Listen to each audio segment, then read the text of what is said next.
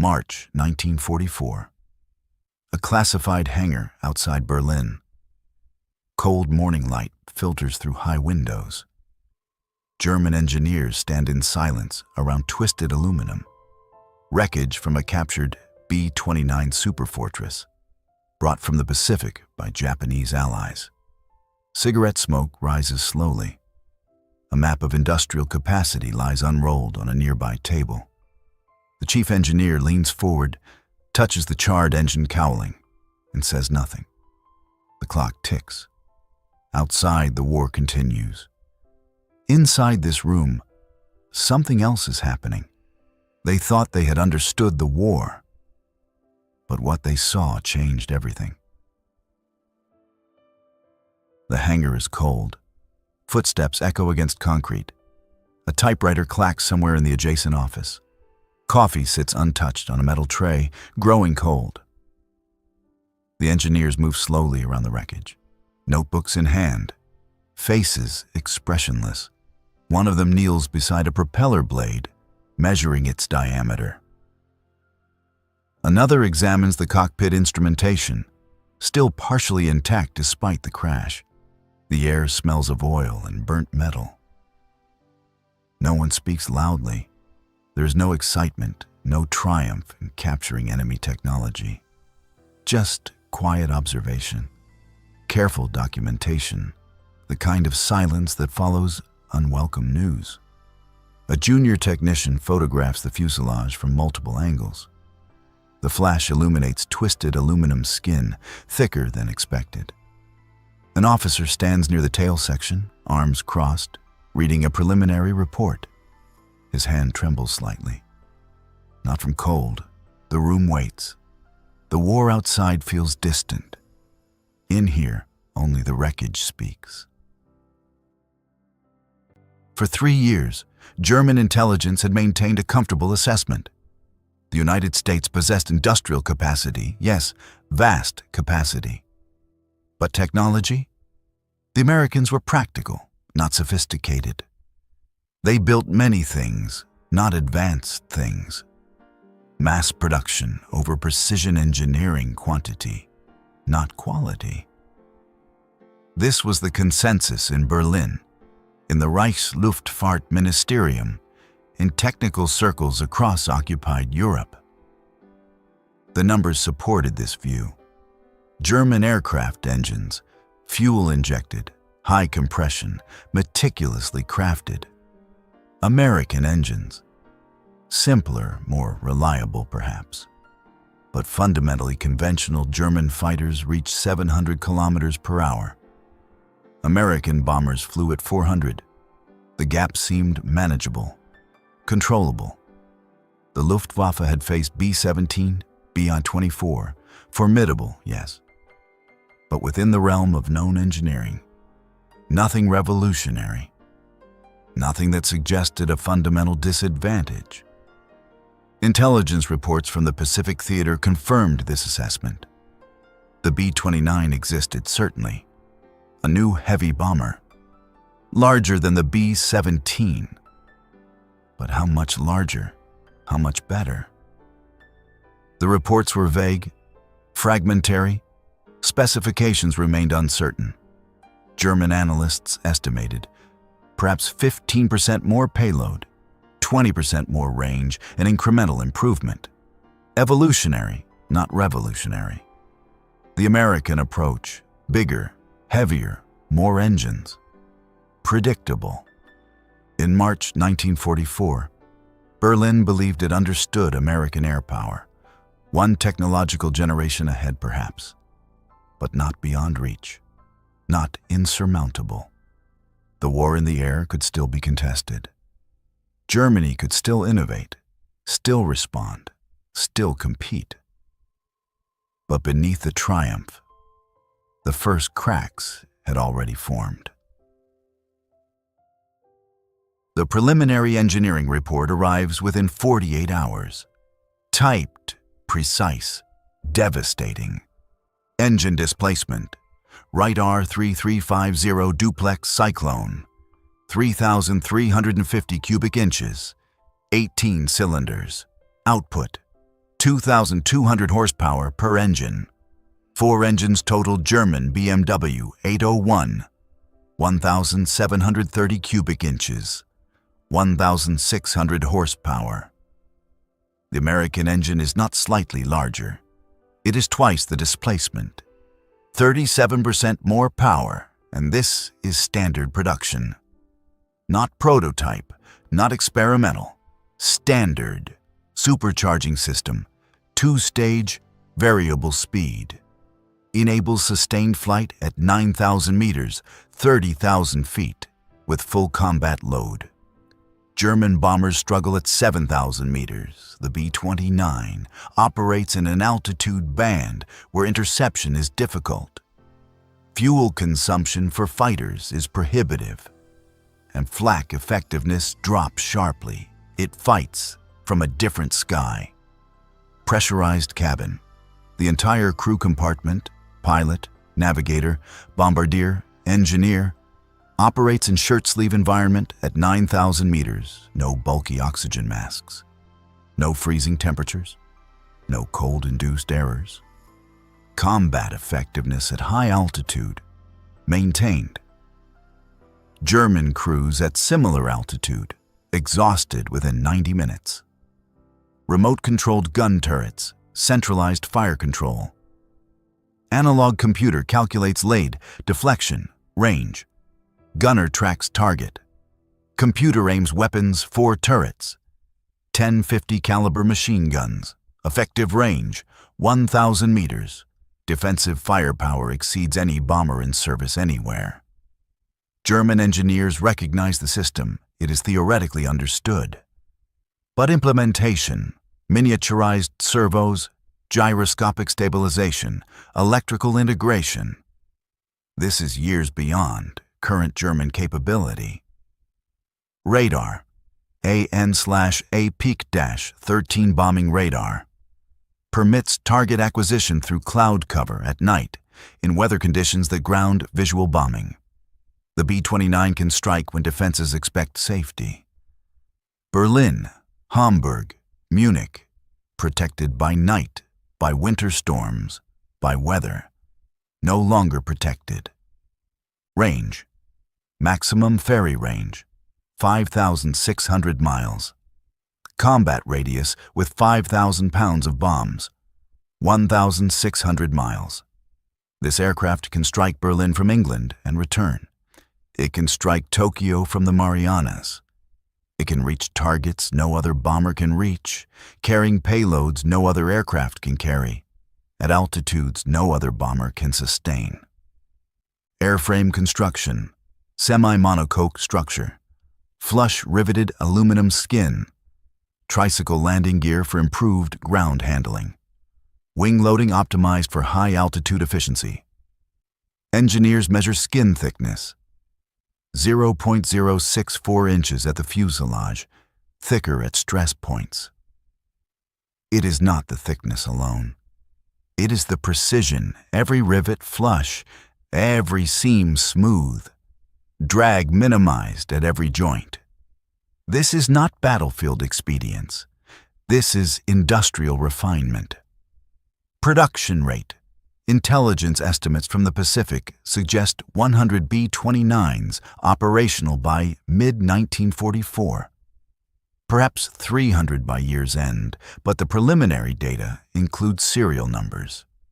Sequence analysis suggests production rates far higher. 500 aircraft, perhaps more. And this is not total capacity. This is current deployment. The factories are still accelerating. Silence follows. And in that silence, truth becomes undeniable. The chief engineer sits alone in his office. Late evening. The report lies open on his desk. He does not read it again. He has memorized every number, every specification, every implication. The lamp casts a small circle of light. Beyond it, the room fades into darkness. Outside, Berlin continues its blackout, no streetlights, no illuminated windows. The city hides from bombers that come at night. He lights a cigarette. The match flares briefly. He watches the smoke rise toward the ceiling, slow and undisturbed. His coffee, untouched since morning, sits cold beside the report. He does not drink it. He does not move. He simply sits and thinks. The numbers repeat in his mind. Not the raw specifications, he understands those already, but their meaning, their implications. The B-29 is not one aircraft. It is not even one technological breakthrough. It is a system, a fully integrated system designed from the beginning as a unified whole. Engine, airframe, avionics, armament, pressurization, each component optimized for the others, each system supporting the others. Nothing is improvised. Nothing is adapted from existing designs. Everything is new. Everything is deliberate. And this reveals something more profound than engineering capability. It reveals planning, strategic planning. The B-29 did not begin development in 1943, when Germany still held the initiative. It began years earlier. 1940 perhaps.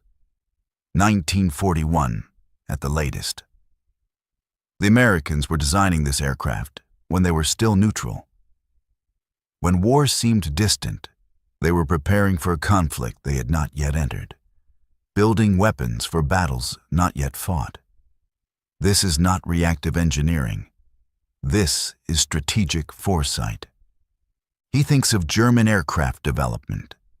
The Bf-109, continually modified since 1935.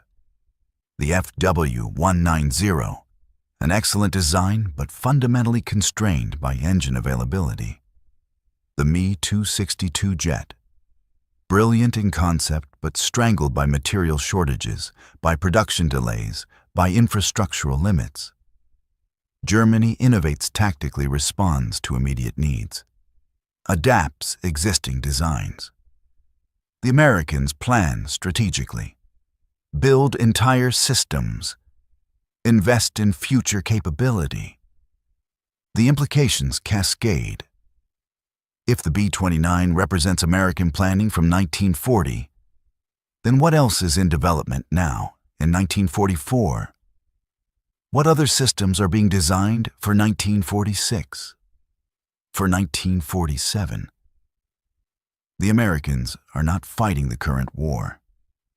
They are building capacity for the next war, and the war after that. He stubs out the cigarette. The ashtray is full. He has been sitting here for hours. The report remains open. He closes it slowly, places it in a folder, and locks it in his desk. Tomorrow, he will brief senior leadership. He will present the data. He will explain the numbers. But he knows already what conclusion they will resist, what truth they will not accept. He knew it then. Not might be lost, was lost. The war would continue. Battles would be fought. Men would die. Cities would burn. But the outcome, the final, inevitable outcome, was no longer in question. The B-29 made that clear. The failure was not technological. It was systemic, structural, inevitable. Germany entered the war with excellent tactical designs. The Bf-109 was arguably the finest fighter of 1939. The FW-190 introduced innovative solutions: radial engine, wide-track landing gear, electric trim systems. German engineering was sophisticated, precise, proven in combat. But sophistication is not scalability. Precision is not mass production. Tactical excellence is not strategic capacity. The German aircraft industry in 1944 operated across dozens of dispersed factories, each factory optimized for its local conditions. Each design bureau pursuing its own priorities. Messerschmitt competed with Focke-Wulf. Junkers competed with Heinkel. Coordination was minimal. Standardization was resisted. Each manufacturer defended its proprietary methods, its unique tooling, its specialized workforce engines from one manufacturer, rarely fit airframes from another without extensive modification. Parts were not interchangeable. Production lines could not easily shift between models. This worked in peacetime. It failed under total war. When factories were bombed, production could not be relocated quickly. When materials became scarce, designs could not be simplified without complete redesign. When the Luftwaffe needed more fighters immediately, production could not surge. It could only grind forward incrementally, constrained by tooling, by training, by component supply chains that depended on artisanal methods. The Americans built differently. Standardization from the beginning, interchangeable parts across manufacturers. Boeing built B-29s in Wichita Bell, built B-29s in Marietta. Martin built B-29s in Omaha. 3 separate companies, same aircraft, same specifications, same tooling, same parts. A-wing built in Kansas fit a fuselage built in Georgia. An engine overhauled in Nebraska powered an aircraft assembled in Ohio. The system was modular, redundant, resilient. When one factory was damaged, hypothetically, production shifted. When one supplier failed, another replaced it. The system absorbed disruption. It scaled horizontally. It expanded without redesign. By mid-1944, American aircraft production exceeded 96,000 units annually. Germany, 40,000, not because German engineers were less skilled, but because German industry was structurally incapable of mass production at American scale. And behind the production numbers lay something deeper: resource allocation. The United States was fighting a two-ocean war while simultaneously supplying Britain, the Soviet Union, China, and Free French forces. Yet American civilians experienced rationing as inconvenience, not deprivation. Butter, gasoline, rubber, limited, yes, but available. No starvation, no collapse. The economy was not fully mobilized. It was operating comfortably below maximum capacity. Germany was fully mobilized by 1942. Every factory, every worker, every resource directed toward war production. And still, it was not enough, not because of lack of will, not because of poor leadership at the tactical level, but because the industrial base was smaller. The resource pool was shallower. The strategic reserves were thinner. Germany was fighting at maximum capacity against an opponent operating at 70% and losing. The B-29 was not an anomaly. It was not luck. It was the inevitable product of an industrial system designed for scale, supported by resources beyond contest. Guided by strategic planning that looked years ahead, Germany could not match it. Not in 1944. Not ever. The gap was not technological. It was systemic, and it was irreversible. The B-29 never bombed Germany. The war in Europe ended before deployment became necessary. Berlin fell to Soviet armies in May 1945. The Superfortress flew west to east, across the Pacific, over Japan. 66 cities burned. Hiroshima and Nagasaki vanished in atomic fire. The aircraft designed to defeat Germany destroyed Japan instead. History is indifferent to intentions, but the realization in that Berlin hangar in March 1944 was not wrong. It was simply early. The engineers who examined the wreckage understood what their leadership could not accept. The war was already decided, not by this aircraft alone, but by what this aircraft represented, by the industrial capacity that produced it, by the strategic foresight that designed it, by the systemic advantages that made it possible. Germany continued fighting for 14 more months. The Luftwaffe introduced the Me-262 jet fighter, a remarkable achievement, genuinely revolutionary, but too few were built. Too late in the war, too constrained by fuel shortages, by pilot losses, by crumbling infrastructure. Innovation without capacity is not enough. Brilliance without resources changes nothing. The final accounting was brutal. Germany produced 119,000 aircraft during the entire war. The United States, 324,000. Germany mobilized its economy totally, sacrificed everything, and still fell short by a factor of 3. The gap was not closable. Not by better tactics, not by superior pilots, not by wonder weapons. The arithmetic was pitiless. The outcome was inevitable. The engineers who opened the B-29 in 1944 saw this truth before the generals, before the politicians, before the public. They saw it in the precision of the rivets, in the sophistication of the fire control system, in the power output of the engines.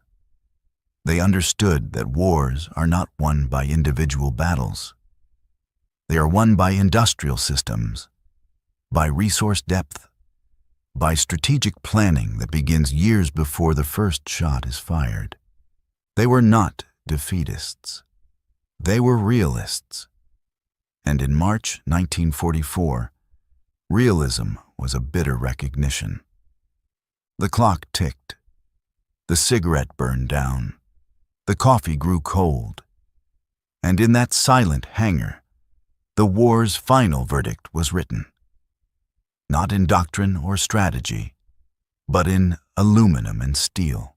April 22, 1945, 4:17 p.m. The Führer bunker, Berlin. The light from the single desk lamp trembles. A clock ticks somewhere in the concrete silence. Cigarette smoke hangs motionless in the cold air.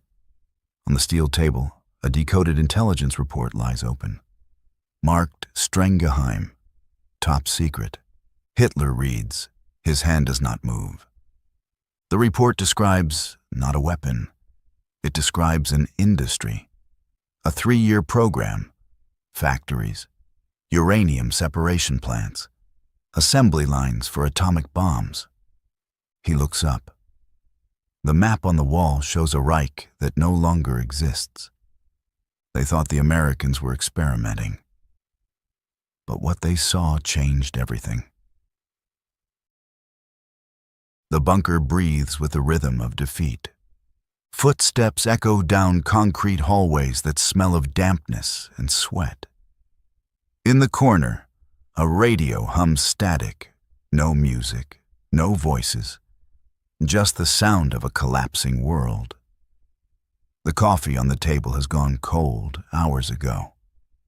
No one drinks it. Officers stand near the doorway. They do not speak. Their boots are muddy from the streets above, where Soviet artillery pounds the city into dust.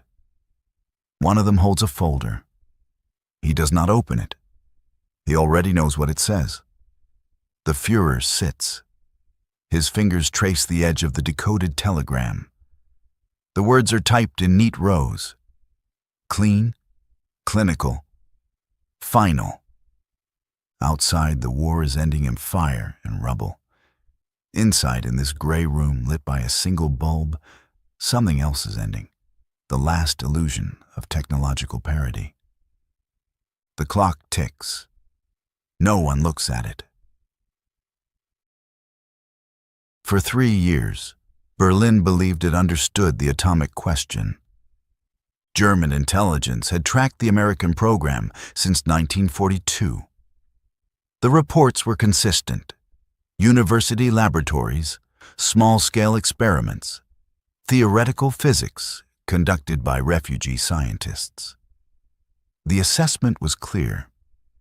The United States possessed scientific talent, but lacked industrial capacity for weaponization. Werner Heisenberg himself had calculated the uranium requirements.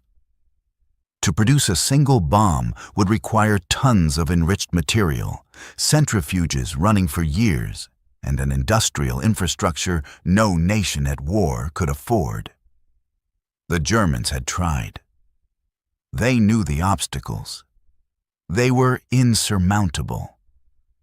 When Hiroshima fell on August 6, 1945, the initial reaction in Berlin was disbelief, then rationalization. It was a prototype, a singular achievement. Perhaps 2 bombs existed, maybe 3. America had gambled everything on one experimental weapon. The logic seemed sound. Industrial reports showed U.S. manufacturing stretched thin across 2 oceans. Aluminum production prioritized aircraft. Steel went to ships and tanks. Copper fed the electrical grid. There was no room, no resources, for a parallel atomic industry. They cannot replicate it, the advisors said. They built 1 bomb in a laboratory. They cannot build an arsenal. The Führer nodded. The war was lost, yes, but not because of physics, because of manpower, because of oil, because of Soviet numbers. The atomic bomb was American theater, a final flourish. But beneath the triumph, the first cracks had already formed. April 20th, 1945. Intelligence intercept. Source: Swiss diplomatic channels. The decoded message arrives in fragments. An attaché in Washington reports industrial activity, not laboratory research, industry. Oak Ridge, Tennessee, operational since 1943. 75,000 workers. Gaseous diffusion plant. K-25 facility 1 mile long. Producing enriched uranium-235 at industrial scale. Output: weapons-grade material every 6 weeks. Hanford site, Washington, 51,000 workers. 9 nuclear reactors operational. Producing plutonium-239 in continuous batches. Output sufficient for 1 bomb per month by mid-1945.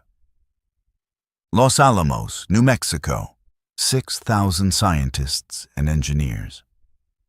Assembly facility operational since 1944.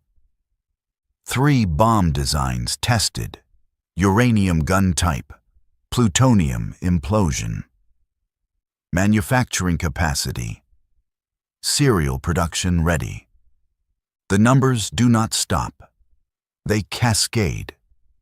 Material logistics: 14,700 tons of silver borrowed from U.S. Treasury to build electromagnetic coils. 1,000 tons of copper redirected when silver ran short. 55,000 tons of steel for reactor containment. All delivered on schedule. Energy requirements: Oak Ridge consumed more electricity than New York City. Dedicated power plants built for uranium enrichment alone. Hydroelectric dams on the Columbia River, 3 reactors running 24 hours. Timeline reconstruction. Manhattan Project authorized. 1942. First reactor critical. December 1942. Industrial facilities operational. 1943 to 1944. Trinity test, July 16, 1945. Hiroshima, August 6, 1945. Nagasaki, August 9, 1945. 3 bombs in 3 days. Not experiment. Inventory. The intelligence report continues. It details procurement, steel suppliers, cement contracts, labor recruitment, housing for workers, entire cities built in the desert, unnamed, unacknowledged. And then the final line. Production capacity estimated at 2 to 3 bombs per month by end of 1945. Scaling planned for 1946 to 1947. The room goes silent. Someone exhales. The air smells like burnt paper. The Americans did not invent one weapon. They invented a process. They industrialized the atom. While Germany debated theory in university basements, the United States built factories the size of cities. The comparison is unbearable.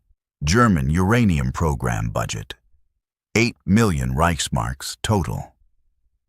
Manhattan project budget, $2 billion, equivalent to $30 billion today. German personnel, 70 scientists. American personnel, 130,000 workers. Germany built a laboratory. America built an industry. The Führer reads the numbers twice, then a third time. His hand trembles, not with rage, but with the weight of realization. They were not defeated by science. They were defeated by a nation that treated the atom like steel, like aluminum, like any other resource to be mined, refined, and weaponized at scale. Silence follows. And in that silence, truth becomes undeniable. The Führer sits alone now. The officers have left. The room is smaller in their absence. The lamp flickers once, then steadies. Outside, the shelling is stopped. Not because the war paused, but because Berlin is too broken to matter anymore. He holds the report in both hands. The paper is thin. The ink is fading under the yellow light. He reads it again.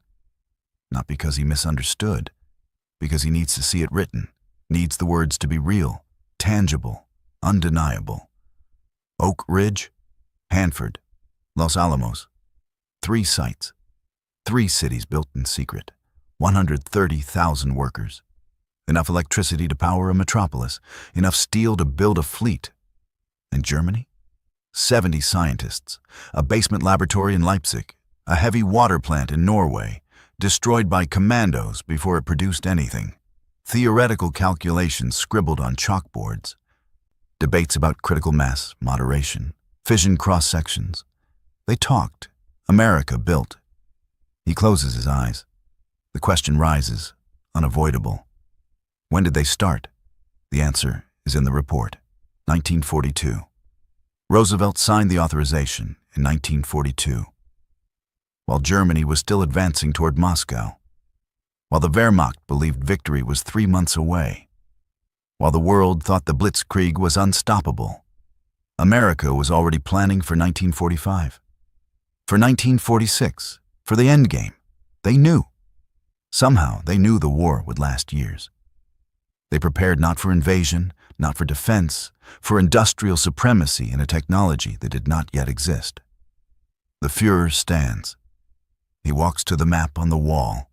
The territories marked in red have shrunk to a sliver around Berlin. The blue and red ink of Allied advances covers everything. His finger traces the coastline of the United States. 3,000 miles. Untouched. No bombs fell on Tennessee. No submarines hunted the Columbia River. No commandos sabotaged the factories hidden in the desert. They built the future while Europe burned. The realization settles, not like a blow, but like cold water rising slowly around the chest. Germany lost the atomic race before it began, not because of physics, not because of resources, because they never understood the race was industrial, not theoretical. The Americans did not build a better bomb. They built a better system. Logistics, procurement, manufacturing, supply chains that stretched from silver vaults in the treasury to reactor cores in the desert. And the Reich debated, calculated, hesitated, diverted resources to rockets, jets, wonder weapons that promised salvation but delivered spectacle. He sits again. The chair creaks. The report lies open on the desk. One line stands out. Scaling planned for 1946-1947. They are not stopping. Hiroshima was not the climax. It was the opening act. The Americans will build 10 bombs, 20, 50. They will drop them on every city that resists. They will turn industrial war into atomic annihilation. He knew it then. Not might be lost, was lost. The war ended not at Stalingrad, not at Normandy. It ended in a desert in New Mexico, in a flash of light no one in Berlin ever saw. The failure was structural, inevitable, written into the Reich's DNA. First, the resource trap. Germany never possessed the industrial base for atomic weapons. Uranium ore came from Czechoslovakia, limited supply. Heavy water from Norway, sabotaged in 1943. Enrichment technology required electromagnetic separators, which required copper, silver, electricity. By 1943, copper was rationed for ammunition casings. Silver did not exist in strategic reserves. Electricity prioritized steel mills and synthetic fuel plants, keeping the Wehrmacht moving. There was no slack, no surplus. The German war economy ran at maximum capacity just to sustain conventional operations. Diverting resources to atomic research meant fewer tanks, fewer planes, fewer shells. The Americans had slack. They produced 300,000 aircraft during the war. They built Liberty ships faster than U-boats could sink them. They fed 2 armies across 2 oceans and still had enough steel to construct secret cities in the desert. The Manhattan Project consumed 15% of all U.S. beam, back to electricity production in 1945. And the civilian economy never noticed. Germany could not afford 15%. Germany could barely afford light bulbs. Second, the organizational failure. The Reich's atomic program was fragmented. Heisenberg reported to Army Ordnance. The SS ran its own uranium experiments. The Reich Research Council operated independently. 3 programs, 3 chains of command, 3 sets of priorities. No centralization. No unified authority. No single figure with the power to command industries, draft workers, seize materials. The Manhattan Project answered to one man, General Leslie Groves. He had Roosevelt's signature. He could commandeer factories, draft Nobel laureates, requisition silver from the treasury without explanation. When Groves said, "Build it," industries complied. No debate, no bureaucratic delays. The atom was a military priority, and military priorities overrode everything. The Reich never gave its scientists that power. They were consultants, advisors. Their work competed with 100 other miracle weapons for funding and attention. Third, the ideological blindness. The Reich dismissed Jewish physics. Relativity was degenerate science. Quantum mechanics was abstract nonsense. When Einstein, Fermi, Szilard, and Bohr fled Europe, Berlin shrugged. "We do not need them," the leadership said. And they were wrong. Those refugee scientists became the Manhattan Project's core. Oppenheimer, Teller, Bethe, Fermi. They brought not just knowledge, but urgency. They knew what fascism would do with atomic weapons, and they raced to build them first. Germany expelled its best minds. America gave them laboratories, budgets, and carte blanche. Fourth, the strategic miscalculation. The Reich believed wars were won quickly. Blitzkrieg, Lightning war. Decisive victories in weeks, not years. Atomic weapons require years of development. They are the opposite of blitzkrieg, slow, expensive, uncertain. So Germany invested in rockets, V-2s, jets, weapons that could be deployed in 1944, not 1946. America invested in 1946, because America knew the war would still be raging. And when it ended, the atomic bomb would define the next 50 years. The mechanism was irreversible. By 1943, the gap was unbridgeable.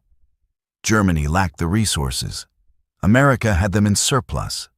Germany lacked the organization. America had Groves. Germany lacked the scientists. America had stolen them. The atomic race was over before Germany realized it had begun. 3 weeks after Hitler received the intelligence report, the Reich ceased to exist. Berlin fell on May 2nd, 1945. The Führer bunker was captured intact. Soviet officers found the decoded telegram still lying on the desk. They photographed it, filed it, forgot it. The atomic program was never Germany's to win. The war's final chapter was not written in bunkers or trenches. It was written in the deserts of New Mexico and the skies over Japan. The atom became a fact, not of science, but of geopolitics. By 1946, the United States possessed 13 atomic bombs. By 1948, 50.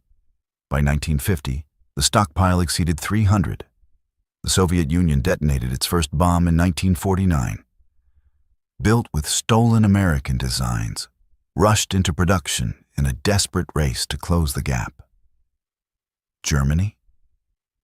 Germany became memory. Its atomic ambitions were excavated by historians as footnotes.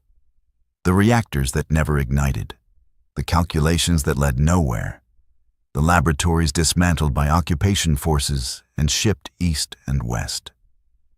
The realization in the bunker on April 22, 1945, changed nothing. The war was already decided, not by tactics, not by courage, by capacity. America industrialized the atom because it could, because it had the steel, the electricity, the land, the labor, the safety of distance. Because its factories were untouched by bombers, its logistics unburdened by retreats. The lesson is cold, mechanical, undeniable. Wars of the modern age are not won by soldiers alone. They are won by industries that can sustain soldiers, by economies that can absorb losses and still produce surplus, by nations that plan not for the next battle, but for the next decade. Germany planned for 1940. America planned for 1950. And when the atomic flash lit the sky over Hiroshima, the world learned that the future belonged to those who built it in advance, quietly, methodically, in desert towns no one had heard of. In war, even genius cannot overcome logistics. Even will cannot outlast capacity. The atom was not a miracle. It was production. And production is won by the nation that survives long enough to see the assembly line finish its work